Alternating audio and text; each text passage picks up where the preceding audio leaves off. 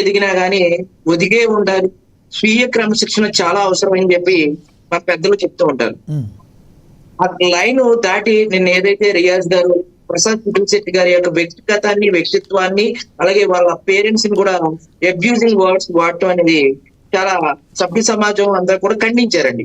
జనసేన కార్యకర్తలు అంటే పవన్ కళ్యాణ్ గారు పార్టీ పెట్టిన కాంచి ఈ రోజు వరకు కూడా ఆయన పార్టీలో ఉండి ఇటువంటి పరుష పదజాలాన్ని ఎవరు కూడా యాక్సెప్ట్ చేయరండి. దీని మీద జనసేన అందరూ కూడా ఖండించారు. ఇప్పటికైనా అది మొన్న కూడా ప్రకాశం జిల్లాలో కమిటీలు ఖండించారు. కానీ ఇక్కడ ఇంకో విషయం అండి, అందరూ కూడా బాగానే ఉన్నారు. ఇందులో వైసీపీ ఇంట్రెస్ట్ కంటే కూడా ప్రసాద్ శెట్టి గారికి పదవి వెనక్కి తీసుకోవడంలో టీడీపీ అనేది కీలక పాత్ర వహించింది. టీడీపీకి సంబంధించిన సామాజిక మాధ్యమాల్లో పెద్ద ఎత్తున ఆయన ట్రోల్ చేయడం అనేది ఒకటి జరిగింది. రెండు, ప్రసాద్ శెట్టి గారికి పదవి ఇవ్వకపోవడానికి కారణం వెనకాల హరిప్రసాద్ గారు కూడా ఉన్నారు. ఎందుకంటే ఈ మధ్యన కాలంలో హరిప్రసాద్ గారికి తనకి కొన్ని సామాజిక ఆధారాలు ఉన్నాయా? ఏదండి ఇవన్నీ మీ ఆరోపణలేనా, ఆధారాలు ఉన్నాయా మీ దగ్గర? నా దగ్గర అండి ఆరోపణలు కాదు, ఆధారాలే ఉన్నాయి. ఎందుకు అంటే ప్రసాద్ శెట్టి గారు ఒక విషయాన్ని అయితే ఇప్పుడు జనసేనలో కష్టపడినటువంటి అనేక మంది వీర మహిళలు ఉన్నారు. ఆ వీర మహిళలకి ఎవరికి కూడా రాష్ట్ర మానవ హక్కుల కమిషన్ లో చైర్మన్ బోర్డు మెంబర్ పదవి ఇవ్వట్లేదు. హరిప్రసాద్ గారికి మాత్రమే ఇస్తూ వాళ్ళ భార్యకి పిడుగు హరిప్రసాద్ గారు వాళ్ళ భార్యకి మాత్రమే ఇంటి పేరు సింగంశెట్టి అని చెప్పి మార్చుకుని ఇస్తున్నారని చెప్పి ఆయన బాహాటంగానే సామాజిక మాధ్యమాల్లో పెట్టడం అనేది జరిగిందండి. అది ఆయన ఫేస్బుక్ చూస్తే అన్ని ఆధారాలు స్పష్టంగా ఉన్నాయి. అలాగే అదే కాకుండా ఇటీవల కాలంలో రియాజ్ గారికి ఇప్పించినటువంటి పదవిని, రాష్ట్ర స్థాయి పదవిని కూడా టీడీపీ ఎమ్మెల్యే నేనే ఇప్పించాను, జనసేన ప్రాబల్యం ఏమీ లేదు అంటే జనసేనలో దాదాపు 15 సంవత్సరాల నుంచి పనిచేస్తున్నటువంటి ఒక నేతకి ఒక రాష్ట్ర స్థాయి పదవి ఇలాంటిది ఇప్పిస్తే దాన్ని నేనే ఇప్పించానని చెప్పడం టీడీపీ యొక్క నాయకుల యొక్క ఆంతర్యం ఏంటి అంటే, జనసేన పరిస్థితి ఏమి లేదు, కేవలం జనసేనలో ఎవరికైనా పదవులు కావాలంటే అక్కడ ఉండేటువంటి నాయకుల్ని ప్రసన్నం చేస్తే ఆటోమేటిక్ గా జనసేనలో పదవులు వస్తాయని చెప్పడం. దానికి తోడు మహా న్యూస్ వంశీ గారు కూడా పెద్ద ఎత్తున బాలినేని గారిని వైసీపీ కోవట్టు అనడంలో ఆయన దగ్గర ఎటువంటి ఆధారాలు ఉన్నాయి? ఈ రోజున అనేక పోలీస్ స్టేషన్ లో కూడా ఆయన మీద కూడా కేసులు పెట్టడం జరుగుతూ ఉంది. దీంట్లో వైసీపీ పాత్ర లేకపోయినప్పటికీ కూడా బాహాటంగానే టీడీపీ ఎమ్మెల్యే గారే చెప్తున్నారు రియాజ్ గారికి మేము పదవి ఇప్పించాను అని. మరి ఆ మాట ఆయన వెనక్కి తీసుకోవాలి. అలాగే మహానీస్ వంశీ గారు ఏదైతే బాలినేని గారి మీద ఆయన వైసీపీకి వెళ్ళిపోతారు, ఆయన వైసీపీ కోవట్ అని జనసేనలో ఉండేటువంటి కీలక బాధ్యతలు చెప్పినటువంటి ఒక నేత మీద ఆయన మాట్లాడటం, అది కూటమి యొక్క ధర్మాన్ని వాళ్ళు పక్కన పెట్టి మాట్లాడటం అనేది నేను పూర్తిగా ఖండిస్తూ ఉన్నా.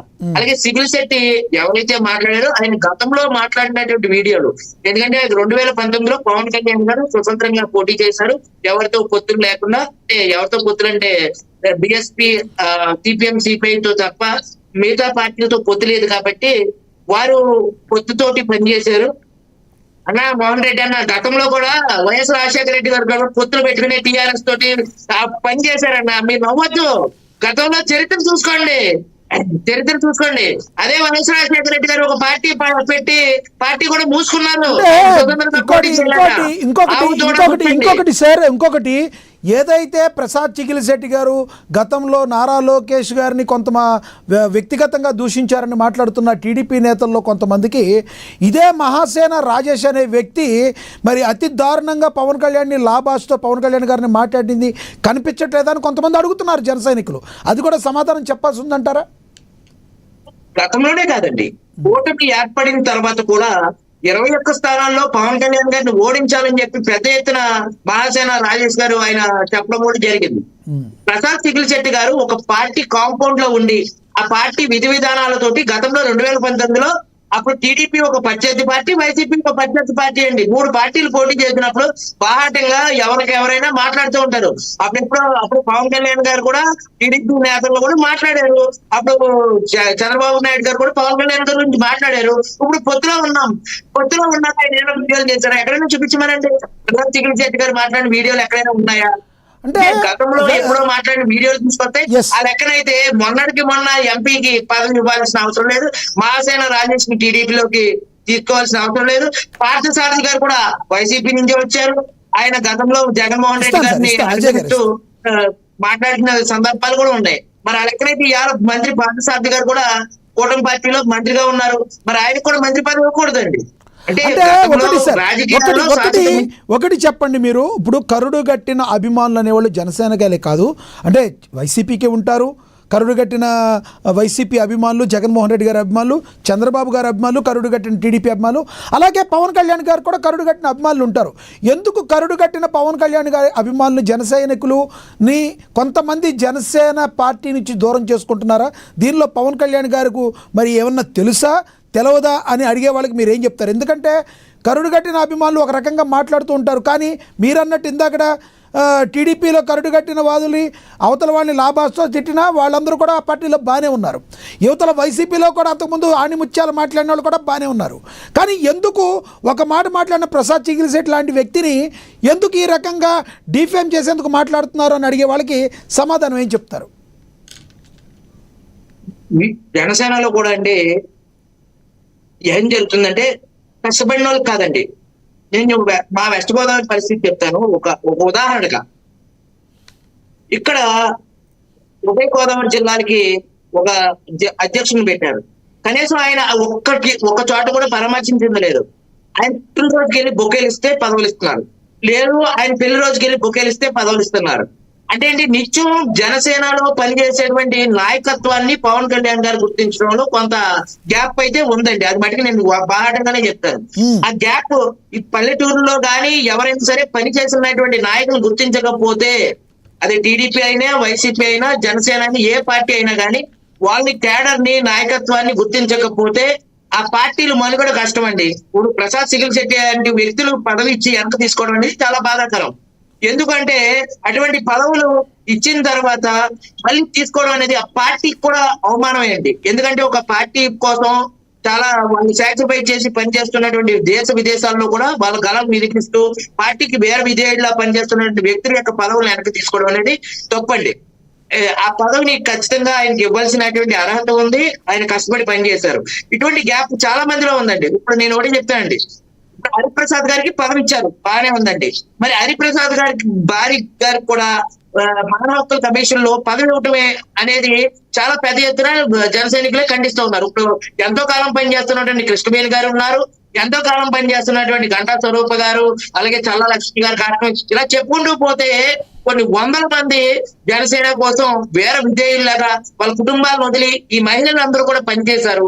ఈ మహిళలు కూడా సమ ప్రాధాన్యత ఇవ్వాలండి. వీళ్ళు కూడా గుర్తించాలి. వీళ్ళు కూడా రాష్ట్ర స్థాయి, కేంద్ర స్థాయిలో ఉండేటువంటి కమిటీల్లో ఒక సభ్యులుగా చేర్చాలి. ఎన్నో డిబేట్ లో కృష్ణవేణి గారు కూడా పాల్పంచుకుంటున్నారు. కృష్ణవేణి గారు కూడా చాలా కష్టపడుతూ ఉన్నారు. ఆవిడ కూడా మానవ హక్కుల కమిషన్ లో అటువంటి పదవిని ఇటువంటి వ్యక్తులకు ఇవ్వమని చెప్పి మేము కోరుతున్నాం. ఒకే ఇంట్లో 2-3 పదవులు కాదు. దీన్నే వ్యతిరేకిస్తున్నారు చిగిలిశెట్టి గారు. దీన్ని వ్యతిరేకించడం వల్ల కొంత జనసేనలో కొంతమంది ఆయనకు వ్యతిరేకంగా టీడీపీ నాయకులతోటి కలిసి ఆయన పదవి రాకుండా చేశారని చెప్పి ఆయన నాతో మాట్లాడారు 2 రోజుల క్రితం కూడా ప్రసాద్ చిగిలిశెట్టి గారు. అంటే ఎందుకు అంటే ఈ గ్యాప్ వచ్చి జనసేన టీడీపీ నాయకులు అదే కాదండి, గ్రామీణ ప్రాంతాల్లో టీడీపీ నాయకులు చెప్పిందే పైచేయి అవుతుంది తప్ప, ఇప్పుడు కందులు దుర్గేష్ గారు ఉన్నారండి, చాలా డెవలప్మెంట్ చేస్తున్నారు. పర్యాటక శాఖను ఒక రేంజ్ లో తీసుకెళ్లారు. సినీ పరిశ్రమను తీసుకెళ్తున్నారు. నిత్యం కష్టపడుతూ పనిచేస్తున్నారు. జనసేనలో వచ్చినటువంటి 3 మంత్రిత్వ శాఖల్లో ఆయన చాలా క్రమశిక్షణగా అఖండ గోదావరి పుష్కరాల కోసం కానీ అధికారులతో కానీ సమీక్షా సమావేశాలు కానీ చాలా బాగా పనిచేస్తున్నటువంటి కందులు దుర్గేష్ గారి మీద కూడా ఆంధ్రజ్యోతిలో కూడా అవాకులు చవాకులు పెంచుతూ రాస్తూ ఉన్నారు. కూటమి నాయకులతో కూడా మాట్లాడటం అనేది కరెక్ట్ కాదు. అంటే ఈ గ్యాప్ ని పవన్ కళ్యాణ్ గారు, చంద్రబాబు నాయుడు గారు, లోకేష్ గారు పూర్తి చేయాలి. ఈ గ్రామీణ ప్రాంతాల్లో ఉండేటువంటి కార్యకర్తలు కలిసి పనిచేసేలాగా లోకల్ ఎన్నికలు వస్తూ ఉన్నాయి, స్థానిక సంస్థలు, పంచాయతీ ఎన్నికలు. ఈ గ్యాప్ ని పూర్తి చేయకపోతే వైసీపీకి వాళ్ళ అవకాశం ఇచ్చినట్టు ఉంటుంది. అంటే గ్రామీణ ప్రాంతాల్లో కొంత వివిధ పార్టీల్లో పనిచేస్తూ కాబట్టి సఖ్యత లేకపోవచ్చు. ఆ సఖ్యతను ఏర్పాటు చేయవలసిన బాధ్యత పవన్ కళ్యాణ్ గారికి, నారా లోకేష్ గారికి, చంద్రబాబు నాయుడు గారికి ఉంది. ఇటువంటి పాత వీడియోల్ని తీసుకొచ్చి కొత్త రుద్దడం, కూటమి అనేది విడిపోవడానికి ఆస్కారం ఉంది. అందువల్ల ఇటువంటి వాటి మీద కూడా కొంత క్రమశిక్షణ అనేది తీసుకోవాల్సిన అవసరం ఉందండి. రైట్, నేను మళ్ళీ ఇస్తా మీకు. మనం ఒకసారి ఒక్కొక్కళ్ళు ఒక 1 minute లో కంక్లూడ్ చేద్దరు, కానీ దయచేసి అంజద భావించుకోండి, షార్ట్ గా కంక్లూడ్ చేయండి. ఎస్ అజయ్ గారు కంక్లూడ్ చేయండి సార్. లక్ష్మీనాథ్ గారు, మీ ద్వారా, మీ ఛానల్ ద్వారా అక్క కూటమిలో మంచి పదవి రావాలి, అక్క ఉన్నతమైన స్థానంలో ఉండాలని చెప్పి నేను కూడా కోరుకుంటా ఉన్నా. అదేవిధంగా అయ్యప్ప గారికి తెలుసో లేదో, నేను రాష్ట్ర తెలుగు యువత అధికార ప్రతినిధిని. వైఎస్ఆర్సీపీ చేస్తున్న విధ్వంసక పరిపాలన మీద మీ డిబేట్లకు పిలవక ముందు యూట్యూబ్ లో నాకు కొన్ని వందల వీడియోలు ఉన్నాయి. నాకు కూడా ఏం పదవి రాలేదు ప్రభుత్వ పరంగా. అంటే ప్రభుత్వ పరంగా పదవి ఇయ్యలేదంటే మన అనర్హులనో, వచ్చిన వాళ్ళు అర్హులనో, లేదు మనకు అన్యాయం జరుగుతుందనో కాదు అయ్యప్ప గారి మాటల్లో. అంటే అవకాశాలు వస్తాయి, ఎందుకంటే కూటమిలు అందరం కలిసి ఉన్నాం, 3 పార్టీలు ఉన్నాయి, లక్షల సంఖ్యలో కార్యకర్తలు ఉన్నారు. ఖచ్చితంగా సమన్వయంతో అందరం వెయిట్ చేయాలి. ఇది మనందరి బాధ్యత. ఇంకొక అంశం చెబుతా ఉన్నా లక్ష్మీనాథ్ గారు, ఇప్పుడు మమ్మల్ని తిట్టాకి మీరు మోహన్ రెడ్డి అన్న పిలిచారు, ఓకే, ఆయన మమ్మల్ని తిట్టాలి, తిడతాడు. అయ్యప్ప గారిని పిలిచి కూడా మీరు మా పార్టీని కార్నర్ చేసి అయ్యప్ప గారిని ఏమో అనలిస్ట్ అన్నారు, ఆయన అయ్యప్ప గారు ఏమో అనలిస్ట్ పేరుతో తెలుగుదేశం పార్టీని కార్నర్ చేసి ఆయన బండబూతులు మాట్లాడతా అంటే ఉన్నారు. మీకు వ్యతిరేకంగా మాట్లాడితే వాళ్ళు అనలిస్టులు అయిపోతారా సార్? ఒక మాట చెప్పనా అజయ్ గారు, అజయ్ గారు మిమ్మల్ని ప్రశ్నిస్తే ఎవరైనా కాదంటారా? నో సార్, మీరు ఇలా మీరు ఒక ఆరోపణ చేసినప్పుడు ఎలా అంటాం? ఎవరిని పిలిచారు, ఎవరిని పిలవలేదు? ఆయన ఉన్నారు, మోహన్ రెడ్డి గారు ముగ్గురిని పిలిచారు అంటారు. ఒక అనలిస్ట్ హోదాలో ఉన్నప్పుడు అనలిస్ట్ అంటారు సార్. నా వాయిస్ బానివ్వకుండా మీరు చేయొద్దు, నా గొంతు నా పొద్దు, నా వాయిస్ బానివ్వండి. మాట్లాడు.